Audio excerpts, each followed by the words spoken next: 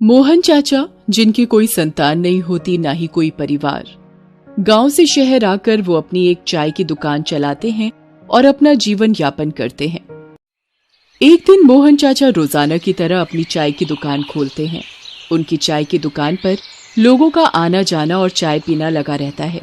अचानक मौसम में बिजली कड़कने लगती है और देखते ही देखते खुशनुमा मौसम बरसात के मौसम में बदल जाता है। धीरे धीरे बारिश शुरू हो जाती है और देखते ही देखते बारिश बड़ी तेजी से होने लगती है और सड़क पर पानी जमा हो जाता है, मानो वहां तालाब बन गया हो। अचानक एक गरीब असहाय दिखने वाली लड़की, जिसके कपड़े बहुत मैले कई जगह से फटे होते हैं, जिसकी उम्र 10 साल होती है, उसके पैरों में ना तो चप्पल होती है और ना ही उसके पास कोई चुन्नी।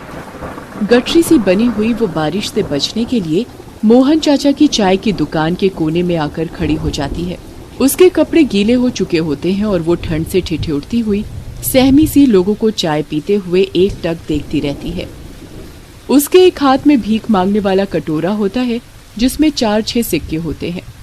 उन सिक्कों को कटोरे में से निकालकर वो अपनी मुट्ठी में दबा लेती है ताकि कोई उससे वो सिक्के छीन न सके। ठंड से बचने के लिए वो कुछ देर बाद मोहन चाचा की अंगीठी के पास आ जाती है और तापने लगती है। कुछ देर बाद वो वहाँ चाय पीने वालों से अपने मुंह की ओर खाने का इशारा करते हुए पैसे मांगने लगती है। चाय पीने वालों में से कुछ लोग तो उसे हट हट पगली, दूर हट कहने लगते, तो कोई उसे भिखमंगी कहने लगता। कई लोग तो उसे मारने तक उठ जाते। ये सब मोहन चाचा देख रहे होते हैं। उन्हें ये बहुत बुरा लगता है। वे लोगों से कहते हैं, रहने दो भाई, बेचारी कौन है, कहाँ से आई है, उसका घर कहाँ है? पगली है, दिखता नहीं क्या मोहन भैया तुम्हें? हैं? फटे पुराने मैले कुचैले कपड़े पहने ये तुम्हें कहीं की राजकुमारी लगती है क्या? लगता है ये कपड़े बरसों से धुले नहीं है। हाँ भाई, तुम एकदम ठीक कर रहे हो, पर पहले तो मैंने इस पगली को यहाँ नहीं देखा। हाँ, मैंने भी इस पगली को पहले नहीं देखा है। ए पगली, बता कहाँ से आई है तू? बता नहीं तो। छोड़ो भाई, उसे अपने हाल पर छोड़ो। चलो हम लोग चाय पिए और चलें। पता नहीं माँ बाप भी बस पैदा करके छोड़ देते हैं। अरे पालना बस का नहीं होता तो पैदा ही क्यों करते हैं?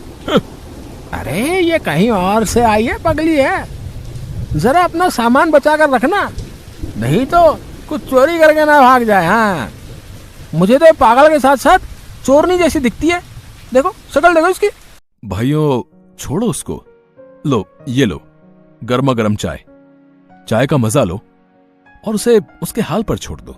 जब चाय पीकर लोग चले जाते हैं तो मोहन चाचा उस गरीब लड़की के पास जाते हैं और उससे कहते हैं, बेटी डरो नहीं, तुम्हारा नाम क्या है? मैं किरण हूँ चाचा। लो चाय लो, लो पहले चाय पी लो बेटी। अच्छा बेटी, तुम कहाँ से आई हो और कहाँ की रहने वाली हो? मैं चाचा शहर के कोने में जो झोपड़पट्टी है ना, उसमें रहती हूँ। अच्छा अच्छा, और बेटी तुम्हारे माता पिता कौन है? माँ नहीं है, बस बाबा हैं। बेटी क्या भूख लगी है तुम्हें? हाँ, लेकिन बेटी तुम भीख क्यों मांगती हो? इतना कहने पर वो लड़की वहां से भाग जाती है। उस रात मोहन चाचा को ठीक से नींद नहीं आती और वो उस लड़की के बारे में सोचते हैं। मन ही मन कहते हैं, पता नहीं बेचारी पर क्या बीती होगी, इतनी सी उम्र में भीख मांग रही है। कल इसके बारे में और मालूम करूंगा, मौका मिला तो उसके बाबा से इस बारे में बात करूंगा। फिर अगली सुबह मोहन चाचा अपनी दुकान खोलते हैं, लेकिन आज वो गरीब लड़की वहां नहीं आई होती है। मोहन चाचा मन ही मन सोचते हैं, हे भगवान, क्या हुआ होगा उसके साथ? आज वो क्यों नहीं आई? क्या कोई अनहोनी हो गई, या वो लड़की झूठ बोल रही थी क्या? कहीं वो किसी अपराधी गैंग के हत्थे तो नहीं चढ़ गई? ये सब बातें उनके दिमाग में चल रही होती हैं। शाम होने को आती है, दुकान बंद करने का समय आ जाता है, फिर भी वो गरीब लड़की नहीं आती। तो मोहन चाचा को लगता है कि वो लड़की झूठ बोलकर कहीं गई, कि कहीं उसका भेद न खुल जाए। इस डर से वो लगता है नहीं आई। इस तरह एक सप्ताह का समय बीत जाता है। एक दिन अचानक वो लड़की एक शाम मोहन चाचा की चाय की दुकान के कोने में खड़ी दिखाई देती है। उसे देखते ही मोहन चाचा से रहा नहीं जाता और वो उससे कुछ पूछने जाते हैं कि वो बहुत तेजी से अपने घर की ओर भागती जाती है।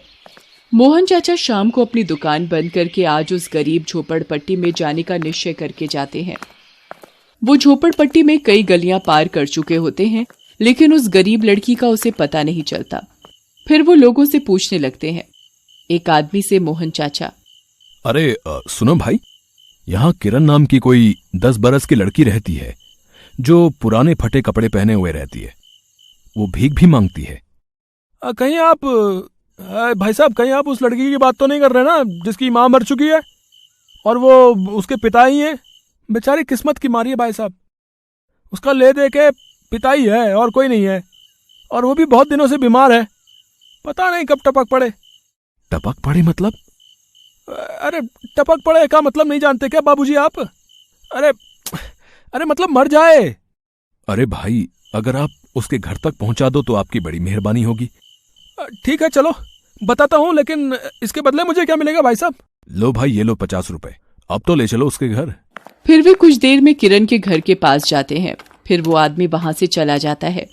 एक टूटी फूटी झोपड़ी में जाकर देखते हैं तो उसे सामान के नाम पर एक पानी पीने वाला मटका, 2-4 बर्तन और कुछ पुराने टूटे हुए अद्भुत मिट्टी का सामान, एक टूटी खाट जिस पर एक फटी हुई चद्दर होती है, जिस पर किरण के पिता बीमारी से ग्रस्त पड़े होते हैं।